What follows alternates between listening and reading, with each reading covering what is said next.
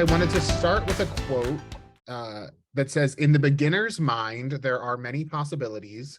In the expert's mind, there are few." And that's a quote by Shunryu Suzuki, who wrote the book Zen Mind, Beginner's Mind, which is where I got most of the information for tonight.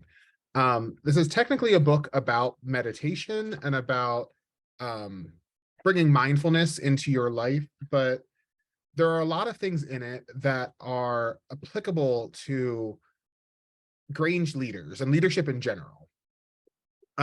So the term beginner's mind comes from the Japanese word shoshin, which is a paradox, which is the more you know about a topic, the more likely you are to close your mind to learning more about it. So that's, from a leadership perspective, is once you feel that you know how to do something, you're not likely to try to change the way that you do it.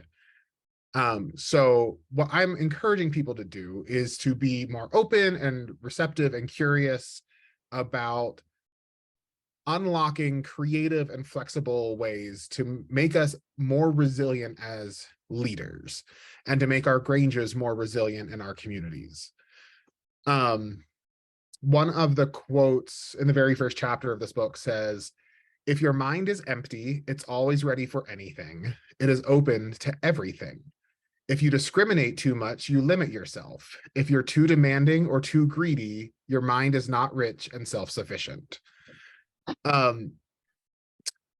So how many of you have heard, and I say this in a lot of my Zooms, how many of you have ever heard the phrase, "We've always done it this way"? How many of you have heard the phrase, "Let's just do what we did last year," or "Let's give what we gave before"? When a new member joins a team, so this is according to a Pew Research study, when a new member joins a team, joins an organization, joins a church, a club, whatever it may be, one of the first things that everybody asks is how we are going to capitalize on a fresh set of hands, a fresh set of eyes, new workers, new people. How are we going to incorporate them and make them doers? Well, there's a short window of opportunity of about 3 months before the new eyes and the new hands become maybe not jaded, but they start questioning less, they start accepting more, they just start going with the flow. So you have a really short window of 3 to 4 months when you really have a true beginner in an organization or on a team, which is not a long time. In that 3 months, they start in routine and they start just saying, "Well, what do you think? And let's do what you normally do." But in that first 3 months is when they really ask the questions and say, "Why are we doing it this way?" Or "What would happen if we tried this?" Or "Have you ever considered trying something new?" And that's the mindset that I want us all to start trying to adopt. And this is not easy. I'm not good at it, although I try. And we know that new members aren't easy to come by. So we have to become that fresh set of eyes as often as we can. That's not to say that there aren't good reasons for the way that we do things. That's not to say that if your Grange runs a food stand, that there's not a reason that things are set up the way that they are every year. But maybe there are some things that could be changed without ruining the whole system. So one of the quotes in Zen Mind says, "If your response to a question is no, reflect on what options might open up if the answer you gave was yes, or maybe, or I don't know." So when somebody says, "Can we try this?" If your first instinct is to say, "No, we can't," stop and ask yourself, why am I saying no?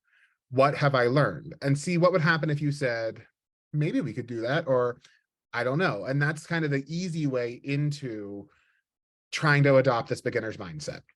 And there are a couple reasons to go for this mindset. There are a couple reasons for us to want to try to adopt this mindset. And the first one is to get yourself out of a rut. If your Grange has been doing things the same way for 15 years, you start to get in this groove and you're like, well, we tried that, or well, we've done this, or there's all sorts of excuses that you can start making and for why things aren't changing. So approaching things with a kind of a blank slate mentality and saying, what can we change? What is doable will help you kind of get out of that rut. And that's in allowing new members to use their fresh eyes to bring new ideas to the table. And you might have some old members who are equally full of ideas, but afraid to bring them up. One thing that one of my Granges did, I think 2 years ago now, is that we did a survey and had our members stand on a center line and say, if you answer yes to this and you know everything, one of the questions was, do you know everything about the Grange? And your options are yes, no, or maybe. And almost all of us moved to no, but there was one person who moved to yes, I know everything about the Grange. And we said, okay, that's great, because I'm on National Grange staff and I don't know everything about the Grange. I don't think it's possible to know everything about the Grange. But there are also questions like, do you feel like we're doing enough for the community? People move to no, some people move to yes. Do you feel like we have entertaining enough programs? And this was one way for our members to kind of take that empty mind narrative, this beginner's mindset, and apply it to our Grange as a whole, because it caused us to stop and reevaluate the kind of programming that we're doing. So now, instead of having full form meetings every month, maybe every third or fourth month we have a tour and then a semi-casual meeting afterwards, or we have an open public event that everybody's welcome to come to, and then we have our meeting following, just not totally in full form, still go through the opening and closing, but kind of a shortened version of it. So while experience and expertise are important, they also set us on the pathway of feeling like we know everything there is to know and we have all of the answers, which is kind of this my way or the highway attitude. And you do need a balance between the expert mind and the beginner mind to kind of make anything happen. So I will ask now, are there any questions in that opening rambling statement? No? Okay. Well, a lot of it is true. And it's things that we don't consider, I think. Like, we don't consider what would happen if we change one cog in the process. What would happen if, and I think it starts with these small changes. Yeah. I think for certain events, for certain fundraisers, for certain things that our Granges do, to completely start over seems ridiculous, because we do have a way, but allowing new ideas to become a part of something, I think, is really important.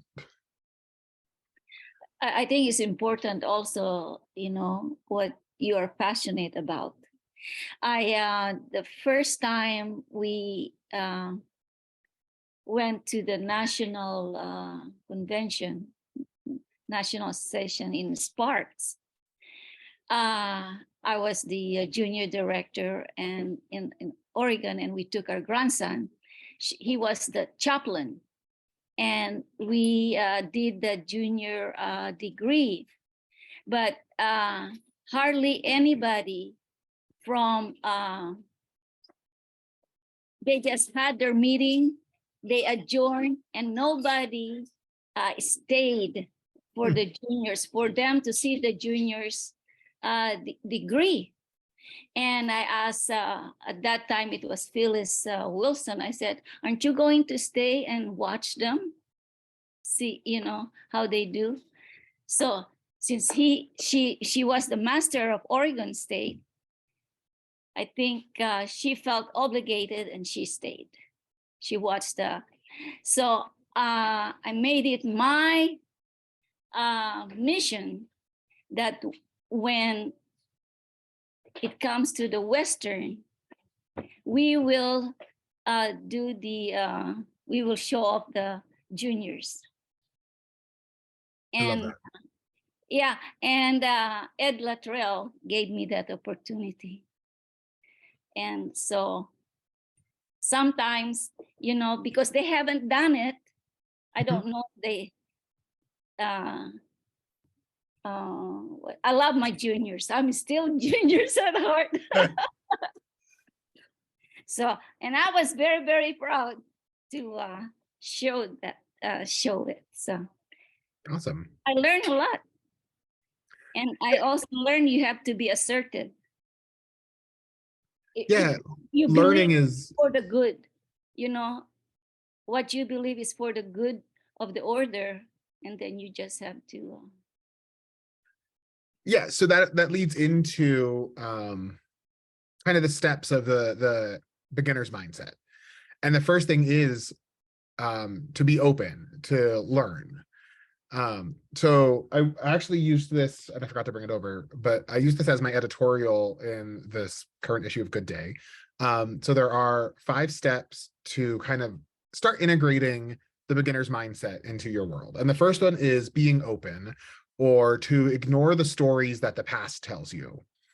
Um, we've all heard at some point in a meeting or while planning an event, well, we tried that before and it didn't work. And so we want to allow ourselves to be open to seeing different perspectives or trying something again.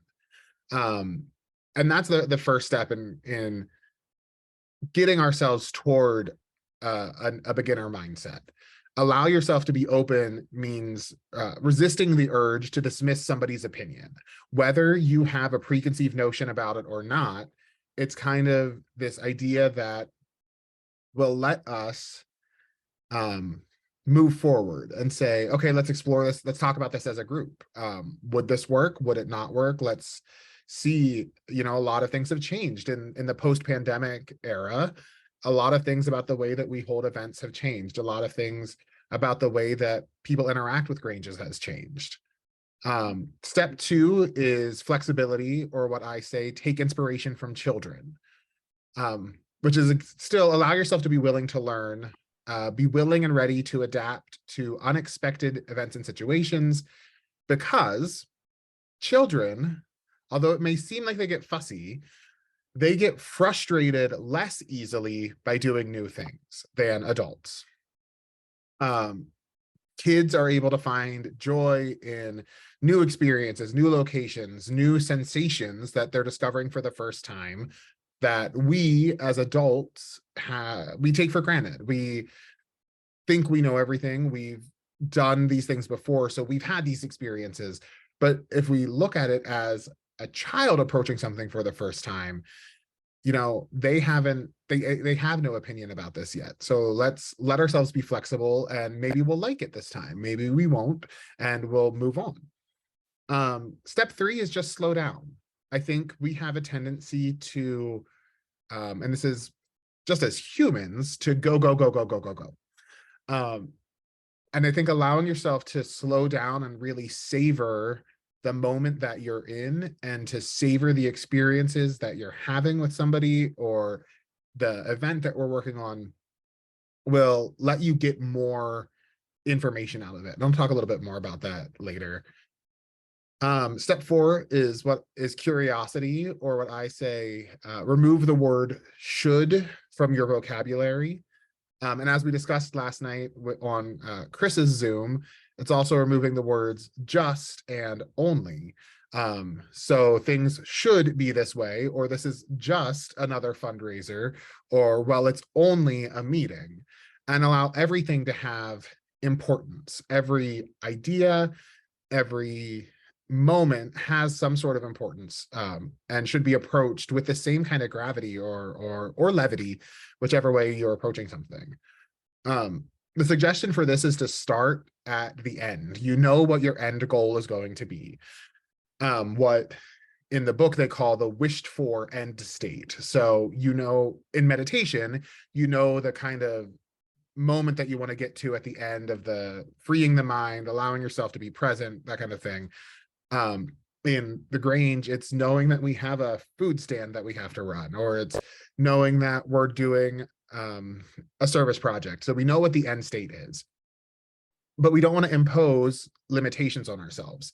So I approach this like a desire path, which if you don't know what a desire path is, it's kind of like where if you have like an L of a sidewalk, there's often that just dirt path that kind of connects this point to that point, because that's how people like to go.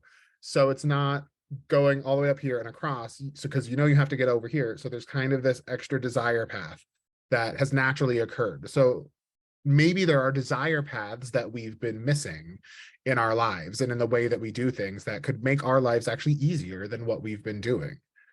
I also think that allowing yourself to be curious helps us as people, as Grange members, to avoid being bored or frustrated or confused while learning a new skill or while trying something new. If we let ourselves say, I have no preconceived notions about how this is supposed to work, so I'm going to try this for the first time, how will it change our perspective of what we're working on? And that also allows us to be open to asking questions and genuinely wanting answers. I think a lot of the time people ask questions because they know what answers the people that they're asking are going to say. And I want us to kind of get away from that and be genuinely curious about what we can find and what we'll get to in the end. And then the final step is to put your ego on the back burner or to accept the results. Embrace newness, be okay with coloring outside of the lines. Our egos as humans are one of the things that hurt us the most in the end, because like I said earlier, it's that my way or the highway kind of attitude. So the question is, or what we should be asking is, what's possible if we look at this as a beginner would? So that's a lot. That's 5 steps. So again, that's be open and ignore the stories, be flexible and take inspiration from children, slow down, be curious and remove the word should, and accept and put your ego on the back burner. Okay, any questions in that segment?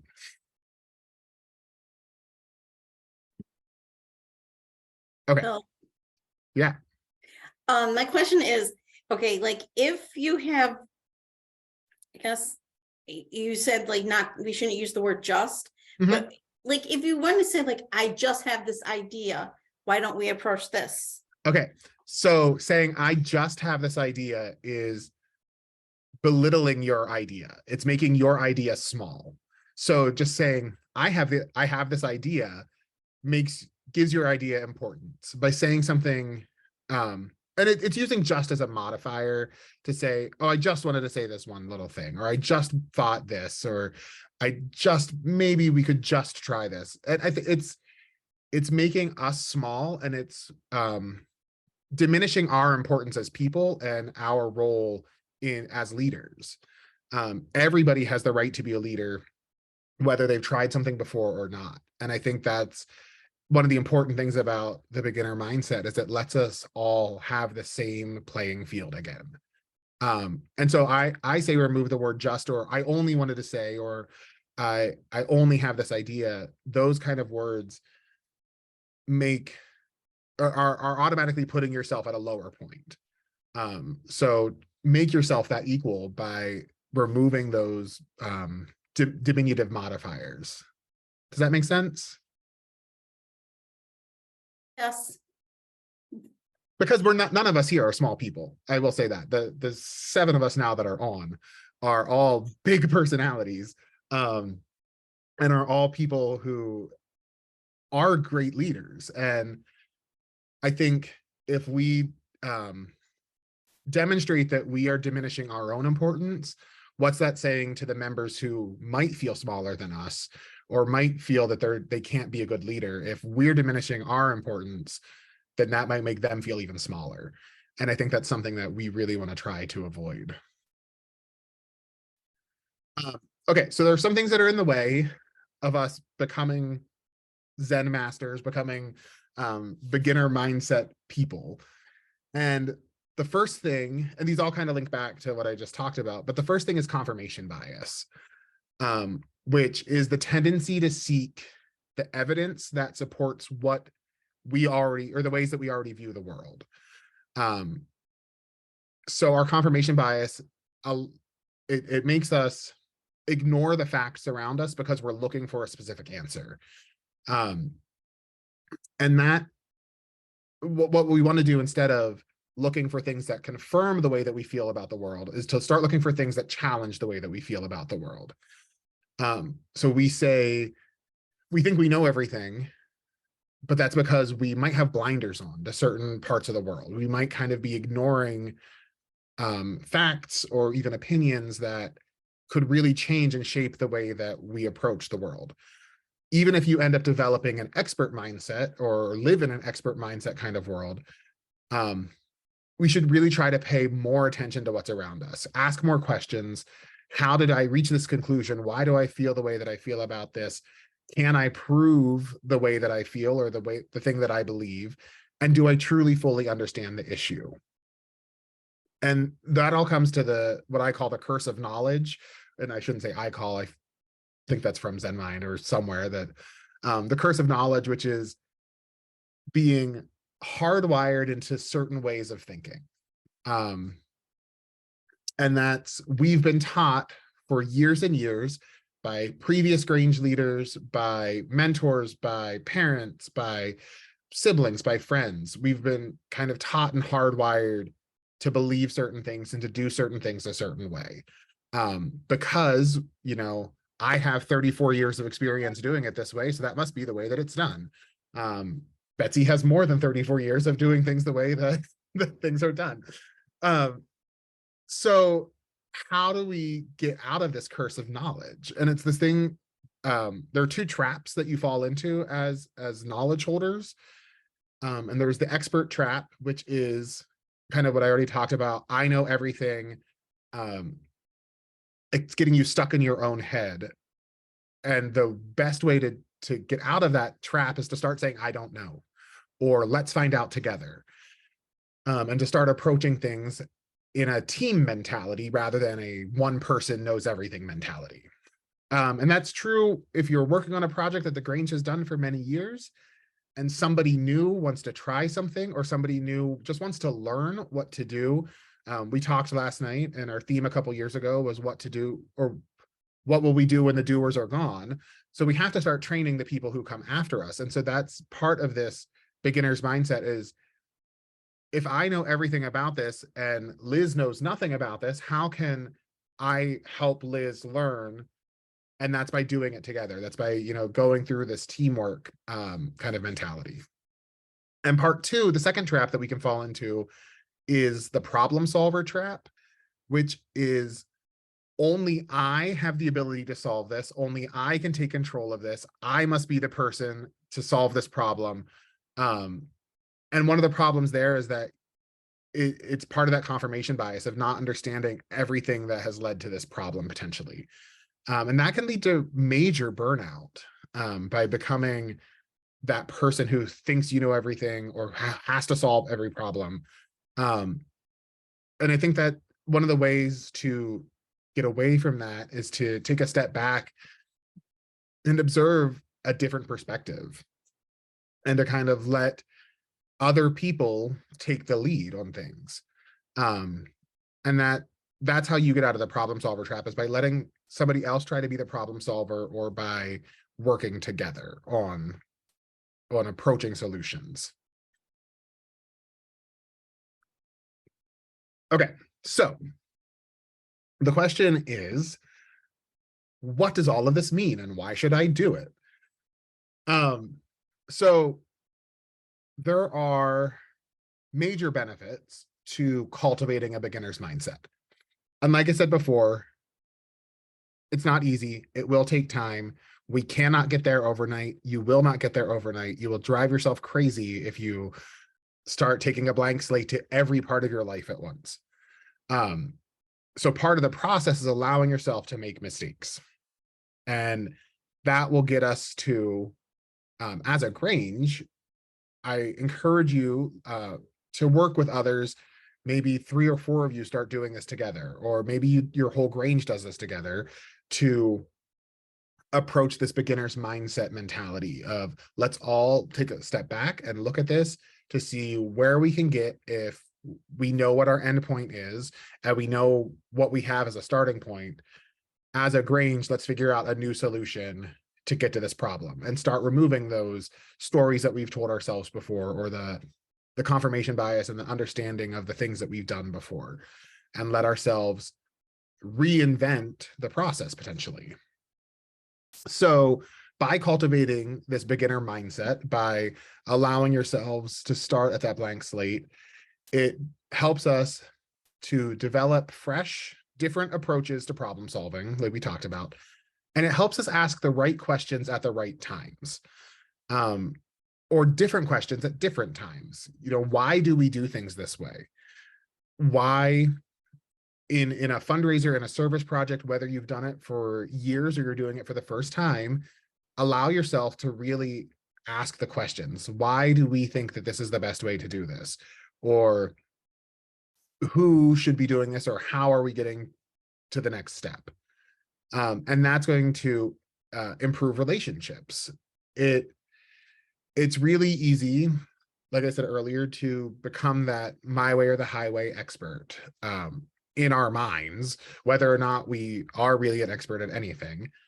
So the best thing to do is to look for everyone's good intentions and realize that everyone is working together. And so the people who are new, or the people who are trying a beginner's mindset, are going to be asking questions. So we need to drop the unrealistic preconceptions that we have about people, because, you know, we live in our little bubble in our head, and it's really easy for us to start saying, oh, that's so-and-so, they're going to ask a stupid question next time they open their mouth. And instead just let them ask the question, and maybe it's a question that might surprise you. Maybe, I personally believe there are no stupid questions. There are some not the best timed questions, but, you know, every question has a good intention behind it, I think. And so I think it's improving our relationships by saying, you know, everybody has a right to ask a question in this process. Everybody's a valuable member. And that also lets us be present with people while we're working together. There is that leadership mentality that I think sometimes lets people put themselves a rung ahead of everybody else and say, you know, I'm up here and everybody else is below me working for me. And I think instead it lets us, by cultivating this kind of mindset where we're all exploring together, puts everybody on that same equal footing, like I was talking about earlier. And it kind of lets us all have ownership of the things that we're working on. So we can't say, oh, this was Loretta's project, so, you know, Loretta gets the credit for this. And instead it says, you know, yes, Loretta might have spearheaded this, but we all worked together on this. And now I feel like this is as much my project as it was hers. And if at some point you're writing a book on the things that you did, your name will be right there beside hers on the leadership side of things and the teamwork that came of it. Cultivating a beginner's mindset, while it might seem counterintuitive, actually increases people's efficiency. By knowing what needs to be done ahead of time, by knowing the process, by knowing everything there is to know about things, it actually makes us major procrastinators. Because we say, oh, you know what? That's a next week problem, so we'll get to that next week, instead of, and then you get to next week and you realize that you should have looked ahead because the piece that you were working on, or the machine that you usually have, or the refrigerator that's always in storage and ready for you to pull out suddenly has a problem. So the beginner's mindset, because you're asking questions, because you're all working together on this process, it reduces our procrastination from knowing how it's done, and it gives us space to explore new possibilities beyond what we've done before. It helps you break out of your comfort zone. You know, we like our protective bubble. We like knowing that I know what I know and I don't need to know anything else. I've got my tinfoil hat on that's going to protect me from outsiders bringing new information into this. And so it really makes us, this team work better together by exploring more and kind of having more fun, really. And it helps us live in the present. It doesn't, we have a tendency when working on these projects of living in the future, of knowing this is what will be done because this is the process. And it also stops us from revisiting the past of, well, this is what we've done in the past, or this is what we've always done. So by living in the present might help us create that desire path of, instead of, you know, I always start at point A and then I go to point C and then I go to point B, which is the end. It might let us create that new kind of synapse. I don't know what the best word is, but that new connection point and that new kind of spark that helps us get somewhere.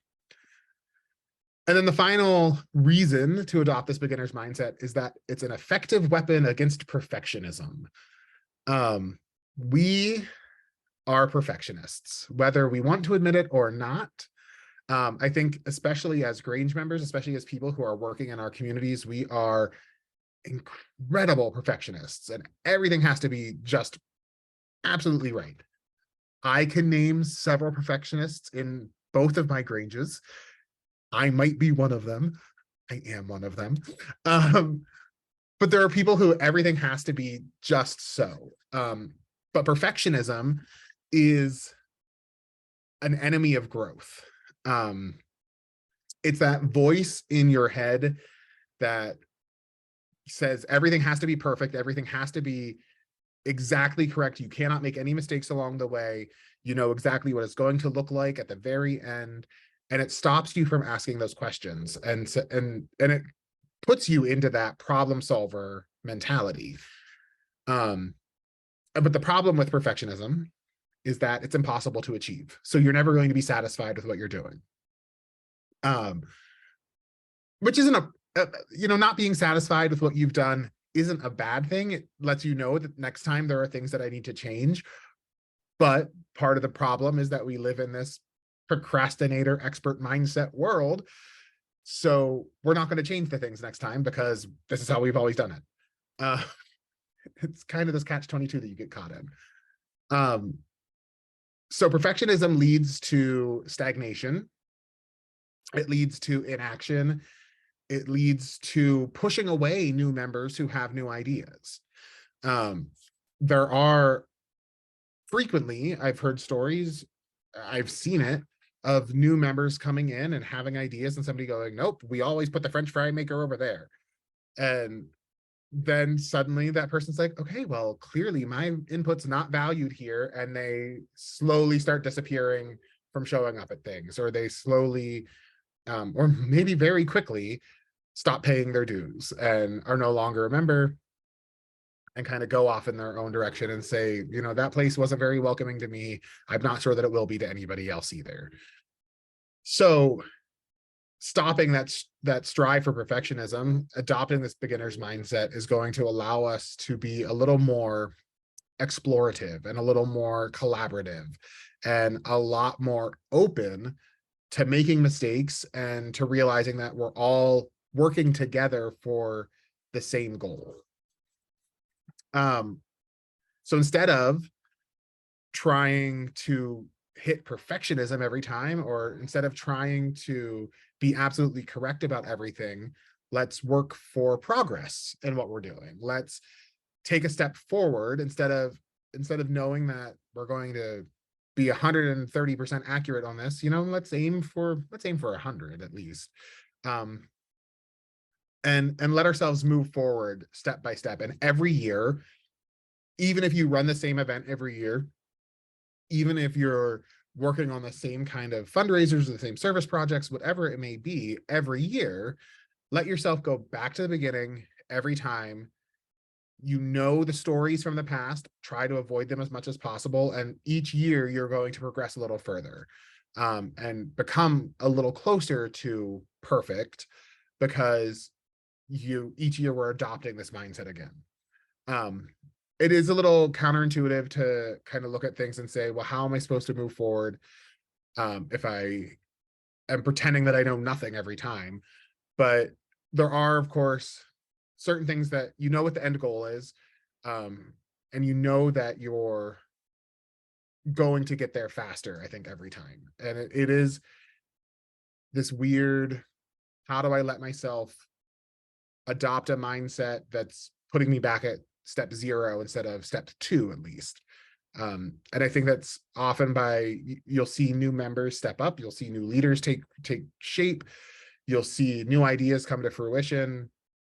Maybe we can add a fruit stand this year, maybe we can add this side event, maybe we can do this, and knowing that you're getting to the end goal, but allowing yourselves to be open to new participation and new ideas and fresh perspectives every time. So that's a lot to say. Like I said, it takes time. It's not easy. I try this as often as I can, and then I often hit a point where I'm like, you know what? Nope, I just got to do it. I just got to get to the end now. And I let that expert mind take over. I let that perfectionist mode take charge. And maybe it's just because I'm too busy for my own good, which is quite possible. But I think some of it is also like part of being a beginner and adopting this mindset is building a community in your Grange who is supportive and is adaptive and is willing to all work together for the end goals. So often in many Granges, there seems to be this small group of people who do every event. And what would happen if that group of people said, we need to take a step back from this? Would the event happen? And I think in a lot of cases it would, and it would require people stepping up and learning this process along the way and learning how things work and inadvertently adopting the beginner mindset because they don't know what they're getting into necessarily because they haven't done it before. So there are 4 basic things to try. If you want to kind of reach this process, if you want to start adopting mini beginner mindsets into your day, not just in Grange meetings, but just in your life in general. And the first one is to practice the don't know mindset. And that's when somebody asks you a question, you don't need to know the answer right away. You can just say, let's find out. That's as I told one of my juniors last year at summer camp, I was like, that's why God invented Google. That's, I don't know the answer. We're going to find out together. Let's explore. What would happen if I stick my fork in that electric socket? Let's find out. I don't know. Don't do that, guys. Bad advice. Don't. Okay. Question 2 or step 2 is let go of the need to constantly contribute. I read something somewhere that in 90% of our conversations is us waiting to talk. We're not actually listening. So if we let go of our need to constantly feel like I have something to say, and instead just take a step back and listen to what's happening around you, listen to the conversations, listen to the ideas, to observe and understand the world around you is exciting.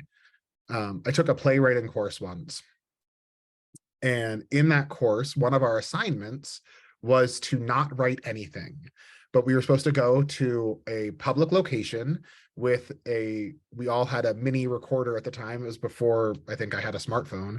And so we took our mini recorder and just set it on a table somewhere. Like I did mine at a food court in a mall, and just to record people talking without them knowing, which is a little sketch. But hearing the way that the world around you works is far different than the way that we think that it works.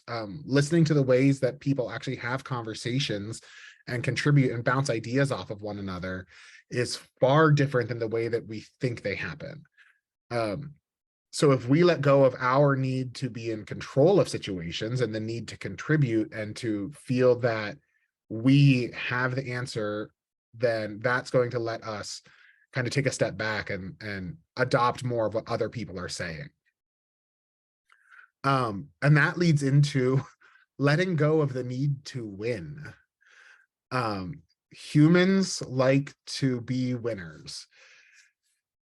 And in conversations, in daily conversations, whether we know it or not, one of the things that we're always trying to do is prove that we know more, or we are better than somebody else, or we are the best at this.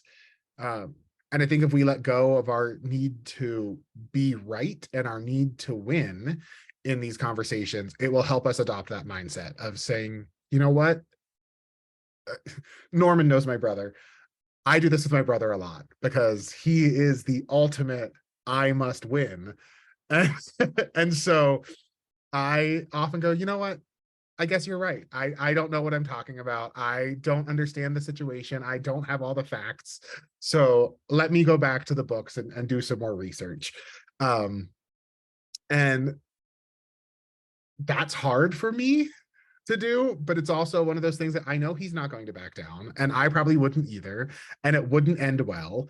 So it's probably best for me to just go, absolutely, I will go learn more. I will try harder to just be open to you being right, I guess. Or I will be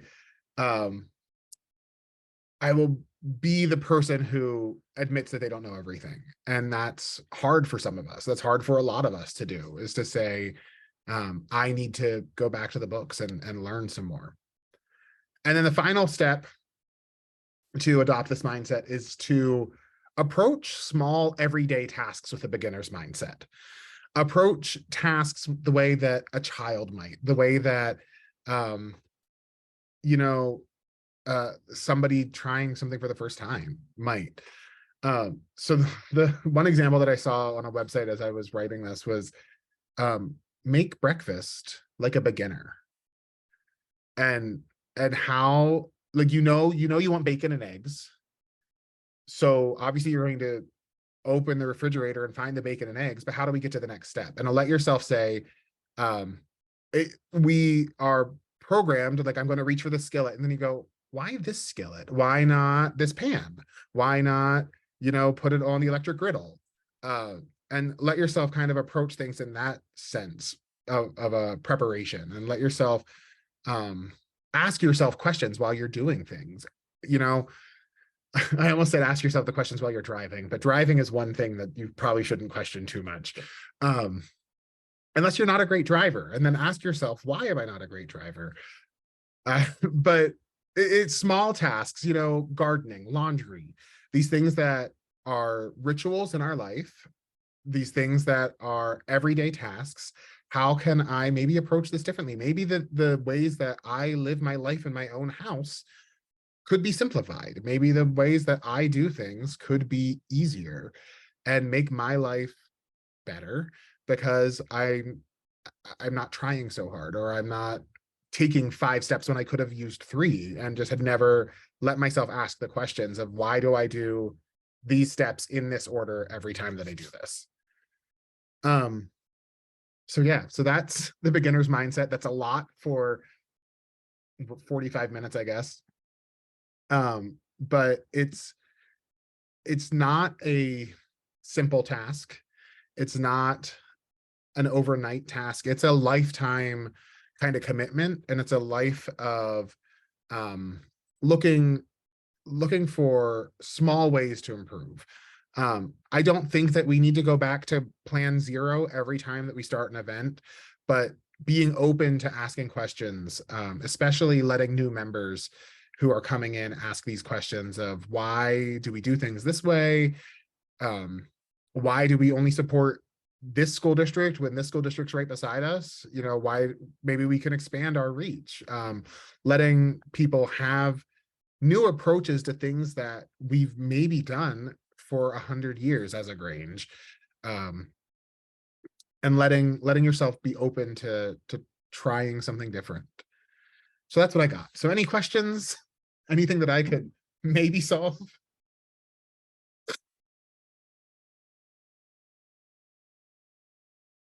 I think you gave us a lot of thinking to do. It's really very helpful. Yeah, somebody accused me a couple of weeks ago of not being a problem solver, but being a problem causer. Because I come in and I say, well, what if we just like scrapped things and went back to, you know, why does it have to be this way? I sometimes unintentionally live my life in the way of saying, well, we've done it that way before, but what if we didn't? That was one of the things when I took over as Pennsylvania's junior director. Yes, we have camp every summer, and yes, we've always seemingly had the same schedule. I was like, well, what if we didn't this year? What if we decided to throw that out and try things in a different way? And some of my plans worked and some of them didn't so well. So we said, okay, well, now we understand why that's what we used to do. Yeah. And I think letting ourselves being open to trying something different, and being observant of the things around you, I think is really helpful, and being observant of the conversations that happen. One thing that I try to do is to listen when people don't think anybody's listening. And it's not like being sneaky. It's not like I'm standing around a corner, like eavesdropping, but like at one of my Granges in our meals, you know, while I'm working on one task, I kind of listen to the conversations happening around me. And if people start questioning, well, why don't we set up the tables this direction? Or why don't we do this? And so that's a good question. Maybe we could try, you know, let's move that roaster to somewhere new and see if it speeds up the process. And letting myself be as open to new suggestions and new ideas as what I want everybody else to be. So. Well, I love new ideas. When going back to junior grains again, I don't like any juniors left out. 1 year I have 6 executives because I want all of them doing something, and they can be an officer, you know, they love to be an officer. And so, and they are the tailgate of the degree, marching. So it worked out really good, and the people were surprised. I have 6, but they were so proud that they got to sit in the what do you call that, adult set, you know, where the on officer seat. So, you know, sometimes new things works good. Yeah. Sometimes it doesn't. But you don't know until you try. And I think that's one thing that I talk about in some other workshops that I've led too, is so many people are so quick to say no because it hasn't been done before. Not because it has been done before and failed, but just because, well, we've never done that. Why, how could we possibly?